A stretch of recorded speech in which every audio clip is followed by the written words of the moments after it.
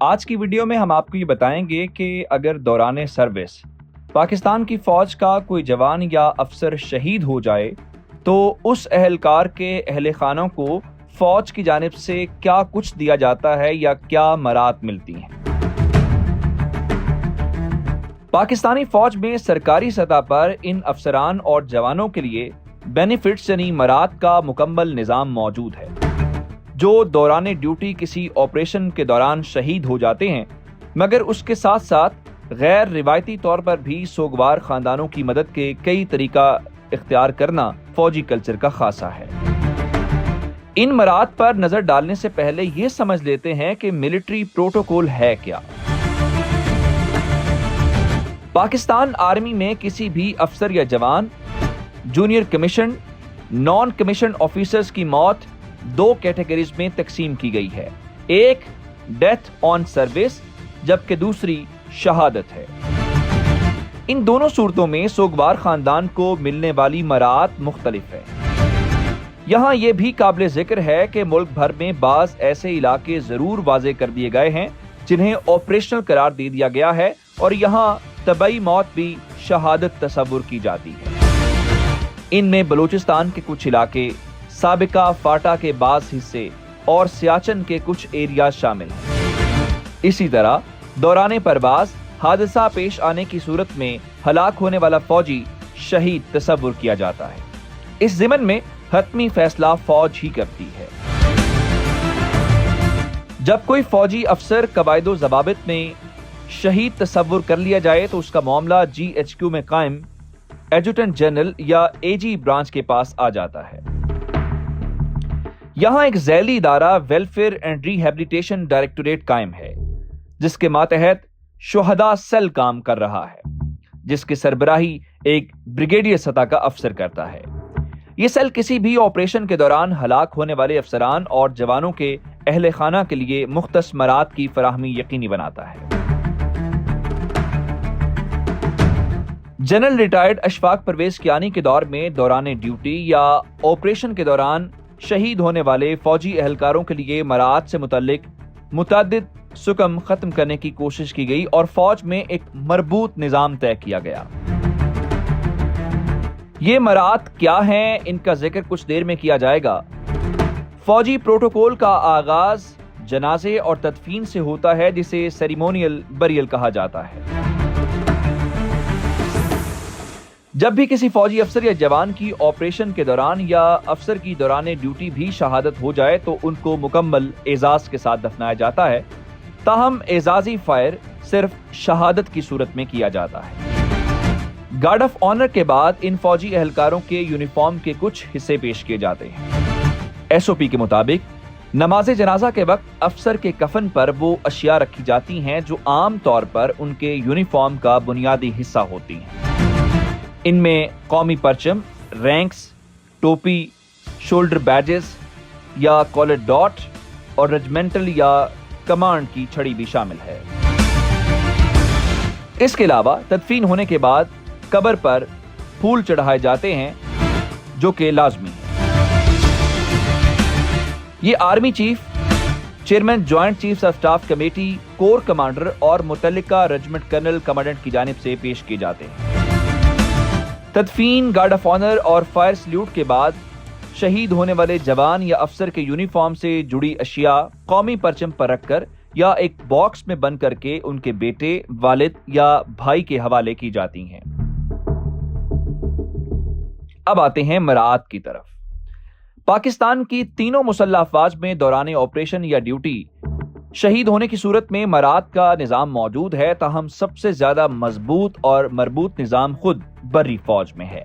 اس کی ایک بڑی وجہ فوجیوں کی تعداد اور براہ راست آپریشنز اور جنگوں میں حصہ لینا ہے۔ خاص طور پر دہشت گردی کے خلاف جنگ کے دوران ہزاروں شہادتیں پاکستان آرمی کے جوانوں اور افسران کی ہوئیں۔ تاہم سرکاری مراعات کے علاوہ یونٹ اور کورس کی سطح پر بھی شہید ہونے والے افسران اور جوانوں کے اہل خانہ سے رابطہ قائم رکھا جاتا ہے۔ اس ضمن میں سب سے زیادہ سرگرم افسران کے گروپس ہیں۔ آرمی میں کئی ایسے لانگ کورسز میں جو اپنے کورس کے شہداء کے اہل خانہ کے لیے رضاکارانہ طور پہ فنڈ جمع کرتے ہیں اور یہ سب فوج کے کلچر کا حصہ ہے۔ ان کے بچوں کو یہ احساس نہیں ہونے دیا جاتا کہ وہ تنہا ہے۔ فوج میں کسی بھی جوان یا افسر جن کی دوران آپریشن شہادت ہوئی، ان کی برسی کے موقع پر ان کی یونٹ کی جانب سے تعزیت کے لیے فوجی اہلکار ان کے گھر بھیجے جاتے ہیں، جبکہ متعلقہ یونٹ میں ہونے والے تمام ایونٹس اور فنکشنز پر انہیں خصوصی طور پہ مدعو کیا جاتا ہے۔ کورس اور یونٹ کی حد تک ایسے فنڈز رکھے جاتے ہیں جو شہید ہونے والے افسران یا جوان کے بچوں کی تعلیمی ضروریات یا شادی کے اخراجات میں کام آ سکیں۔ اس بارے میں اکثر سابق army chief general retired Pervez Musharraf اور حوالدار لالک جان کی مثال دی جاتی ہے۔ حوالدار لالک جان کی بیٹی کی تعلیم کی مکمل ذمہ داری فوج نے لی اور ان کی آرمی میڈیکل کالج میں تعلیم کی ذمہ داری اس وقت کے آرمی چیف نے لی تھی۔ اسی طرح جنرل ریٹائرڈ پرویز مشرف 1971 کی جنگ میں ایک آپریشن کے دوران اپنے قریبی دوست میجر نصیب اللہ کے ہمراہ تھے۔ ایک موقع پر جب انہیں یقین ہو گیا کہ ان میں سے کسی ایک کی جان چلی جائے گی تو انہوں نے ایک دوسرے کے ساتھ یہ عہد کیا کہ دونوں میں سے جو بھی بچ گیا وہ شہید ہونے والوں کے بچوں کا خیال رکھے گا۔ اس کارروائی میں میجر نصیب اللہ شہید ہوئے۔ اس کے بعد جنرل پرویز مشرف نے نہ صرف ان کے بچوں کی تعلیم میں مدد جاری رکھے بلکہ ان کی شادیاں ہونے تک یہ ذمہ داری نبھائی۔ صدر بننے کے بعد بھی کھاریاں میں وہ میجر نصیب اللہ کے گھر جاتے اور اس بارے میں بات کرتے ہوئے کہا کرتے تھے کہ یہ ان کے خاندان کا حصہ ہے۔ اسی طرح جب بھوجا ایئر لائن کا طیارہ 2012 میں گرا تو اس میں station commander Hyderabad brigadier Javed اور ان کی اہلیہ شامل تھیں۔ ان کی شہادت کے بعد ان کے دونوں بچوں کی ذمہ داری فوج نے لی اور ان کی شادیوں تک ان کا خیال رکھا۔ عام طور پر ایسی ذمہ داری غیر سرکاری طور پر متعلقہ یونٹ اپنے ذمہ لے لیتی ہے، جبکہ کورس میٹس مسلسل رابطوں میں رہتے ہیں۔ اس کے علاوہ فوج میں شہداء سیل کی بدولت اہل خانہ کو براہ راست آرمی چیف تک رسائی حاصل ہے اور ان سیلز میں جمع ہونے والی ان کی درخواستیں 3 سے 4 روز میں آرمی چیف سیکریٹریٹ تک پہنچا دی جاتی ہیں۔ فوجی اہلکاروں کے مطابق ایک دوسرے کے لیے فیملی بننے کا تصور ملٹری اکیڈمی میں تربیت کے دوران ان کی شخصیت کا حصہ بن جاتا ہے۔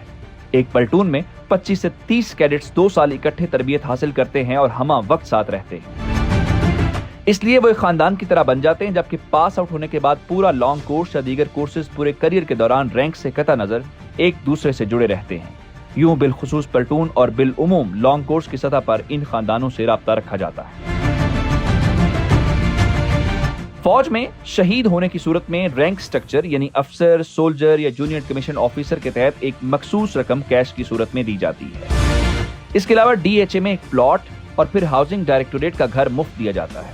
خیال رہے کہ یہ وہ گھر ہے جس کے لیے افسر اپنی سروس کے دوران ہر ماہ تنخواہ سے ایک قسط ادا کرتا ہے۔ تاہم دوران آپریشن شہادت ہونے کی صورت میں یہ گھر مفت دیا جاتا ہے اور اس وقت تک جمع کرائی گئی رقم بھی اہل خانہ کو واپس کر دی جاتی ہے۔ ہر 2 سال بعد فوج میں ایگریکلچر لینڈ کی اسکیم آتی ہے جس میں ان افسران کے اہل خانہ کو ترجیح دی جاتی ہے۔ ان افسران اور جوانوں کے بچوں کو آرمی کے تمام تعلیمی اداروں میں ترجیحی بنیادوں پر داخلہ دیا جاتا ہے۔ ان کے والدین، اہلیہ اور بچوں کو طبی سہولیات ویسے ہی جاری رکھی جاتی ہیں جیسے شہید ہونے والے افسر یا جوان کی زندگی میں ان کے لیے موجود تھی۔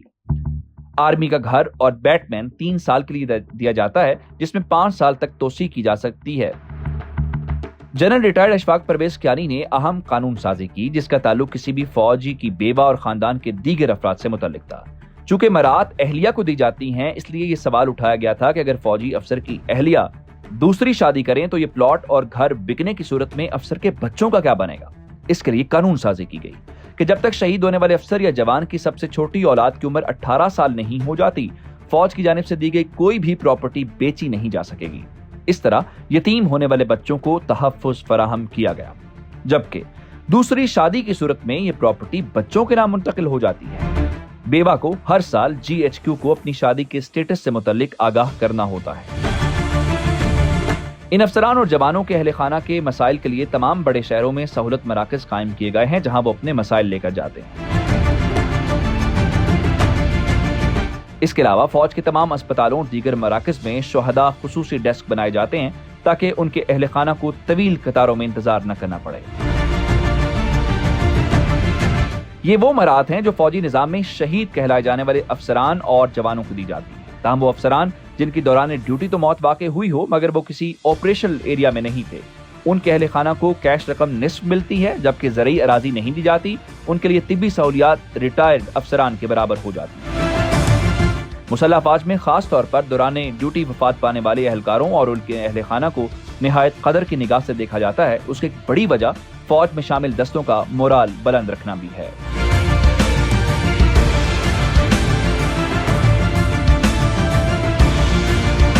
ایسے افسران اور جوانوں کے اہل خانہ کا قیادت کی سطح پر بھی خاص خیال رکھا جاتا ہے۔ مثلا جب سابق army chief general retired Raheel Sharif کی ریٹائرمنٹ سے کچھ ماہ قبل ان کے آخری مہینوں میں یوم شہداء منعقد کیا گیا، اس تقریب کے ختم ہونے کے بعد جنرل ریٹائرڈ راحیل شریف نے اپنے ماتحت عملے کو کہا کہ وہ اس وقت تک وہاں موجود رہیں گے جب تک وہاں موجود اہل خانہ کے مسائل حل نہ ہو جائیں۔ ان کی کرسی وہیں میدان میں لگا دی گئی۔ میڈیا کے نمائندوں سمیت تمام مہمان ایک ایک کر کے واپس چلے گئے۔ درجنوں خاندان جنرل راحیل سے ملے اور GHQ میں ملاقاتوں کا سلسلہ صبح 4 بجے تک جاری رہا۔